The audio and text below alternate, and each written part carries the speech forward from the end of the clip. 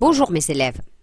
Dans la première partie de cette vidéo, on a parlé de la première conditionnelle. D'accord? Si je travaille, je gagnerai de l'argent. Si je gagne à la loterie, je serai riche. S'il fait du soleil, nous irons à la campagne. Ou bien, si les enfants écoutent, ils apprendront beaucoup.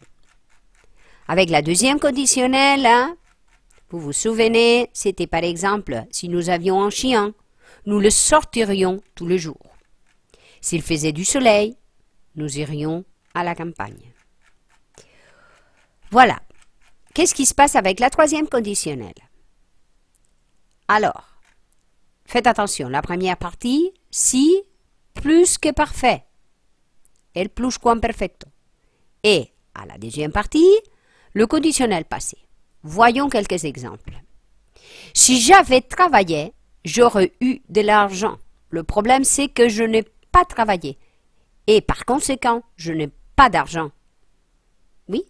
Et ça n'a pas de solution. Voilà, c'est quelque chose que ça s'est passé au passé.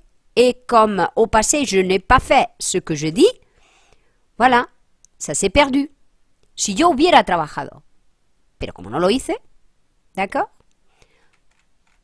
Alors, avec la loterie, si j'avais gagné à la loterie, j'aurais été riche. Mais comme je n'ai pas gagné, voilà, je continue à être pauvre. Ya he comprado el billete de lotería, ya ha salido el sorteo, he perdido, ya no tiene arreglo. Voyons avec le chien. Si nous avions eu un chien, nous l'aurions sorti tous les jours. Pensemos en el confinamiento, por ejemplo. Si hubiéramos tenido un perro, pues lo hubiéramos sacado. Pero como no teníamos perro, pues ni el perro ni nosotros. Nos quedamos todos en casa. No tiene arreglo, era así. Voilà les enfants. S'il avait fait du soleil, nous serions allés à la campagne. Mais comme il pleuvait, ou comme il a fait du vent, ou froid, ou je ne sais pas quoi, nous ne sommes pas sortis. Et finalement, si les enfants avaient écouté, ils auraient beaucoup appris. Acordaros que el beaucoup se pone después del primer verbo. D'accord? Mais le problème, c'est que ils n'ont pas écouté. Et par conséquent, ils n'ont pas appris. ¿Qué ocurre cuando utilizamos tiempos compuestos? Sabemos que existían en el passé composé los verbos que se conjugaban con el avoir y los verbos que se conjugaban con el être. Entonces, en la tercera condicional vamos a encontrar combinaciones de être, avoir, avoir, être. Veamos. El primer caso. Si j'avais, j'aurais. Es decir, los dos verbos que van a participar se conjugan con el verbo avoir, como el caso anterior. Si les enfants avaient écouté, ils auraient beaucoup appris. Puedo combinar el primer verbo que se conjugue con el verbo avoir y el segundo con el verbo être. Por ejemplo, si j'avais fini mes devoirs, je serais sorti avec mes amis. Mais comme je n'ai pas fini mes devoirs, je ne suis pas sorti du tout. Fijaros que finir se conjuga con el avoir, por tanto, avait.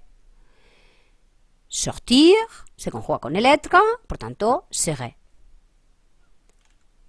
Viceversa. Si al lado del si va con el être, entonces sería si j'étais.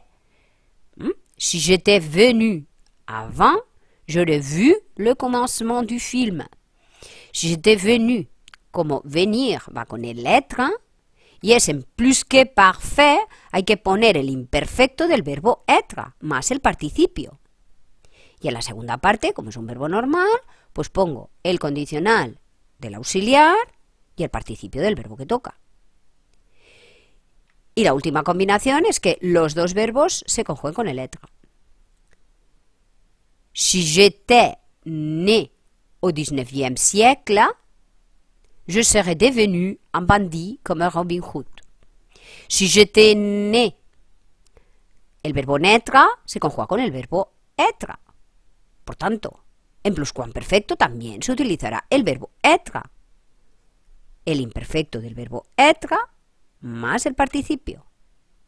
Y en la segunda parte, el verbo devenir se conjuga como venir.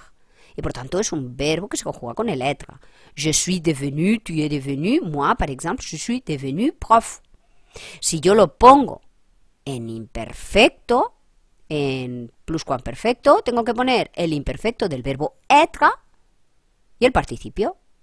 Je serai devenu un bandit comme Robin Hood.